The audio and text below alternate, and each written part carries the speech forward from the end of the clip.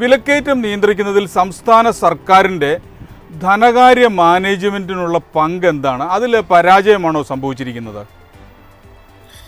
നമുക്കറിയാം, വിലക്കയറ്റം എന്ന് ഒരു ആഗോള പ്രതിഭാസമാണ് എന്നൊക്കെ പണ്ട് പറഞ്ഞ് ഒഴിയുന്ന ചില നിർവചനങ്ങളൊക്കെ നമ്മൾ കേട്ടിട്ടുണ്ട്.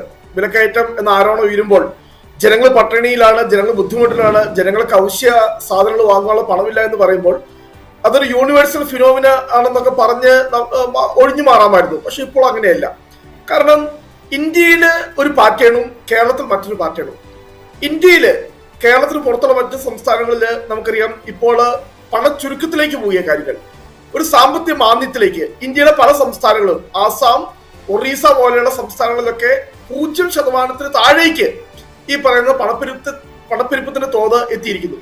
അതേസമയം നമ്മുടെ കേരളത്തില് ഏറ്റവും പുതിയ ഡേറ്റ പ്രകാരം 9-10% കേരളത്തിലെ പണപ്പെരുപ്പം എത്തിയിരിക്കുന്നു എന്ന് പറയുമ്പോൾ അത് നമുക്ക് നിസ്സാരമായിട്ട് കാണാനായിട്ട് സാധിക്കില്ല. അതിന്റെ ഒരു പ്രധാനപ്പെട്ട കാരണം എന്ന് പറയുന്നത് 2 വർഷം മുമ്പ് നമ്മൾ ഓർക്കണം. ഇപ്പോൾ ഇവിടെ ഒരുപക്ഷെ പറയുമായിരിക്കും, അല്ലെങ്കിൽ പ്രതിപക്ഷം രാഷ്ട്രീയം കളിക്കുകയാണ്, അല്ലെങ്കിൽ ഇവിടെ കേരളത്തിൽ പറയുന്ന വിലക്കയറ്റം ഒന്നുമില്ല, എല്ലാം ഭംഗിയാണ്. പക്ഷേ 2 വർഷം മുന്നേ ഉള്ള സർക്കാരിന്റെ പ്രചരണം, അല്ലെങ്കിൽ മുഖ്യമന്ത്രി ഉൾപ്പെടെയുള്ള ആളുകളുടെ സമൂഹ മാധ്യമങ്ങൾ പരിശോധിച്ചു കഴിഞ്ഞാൽ 2023 അവർ വലിയ കൊട്ടിഘോഷിക്കുന്നുണ്ട്. ഇന്ത്യയിൽ ഏറ്റവും അധികം പണപ്പെരുപ്പം കുറവുള്ള സംസ്ഥാനമാണ് കേരളം. ഇത് കേരളത്തിലെ ധനകാര്യ മാനേജ്മെന്റ് ആണ്.